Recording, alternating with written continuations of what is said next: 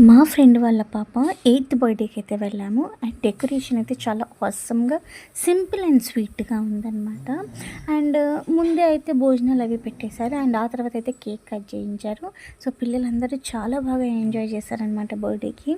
And లాస్ట్‌లో return gifts కూడా ఇచ్చారు. సో, చాలా బాగా ఎంజాయ్ చేశాడు మా శ్రేయాంష్ అయితే.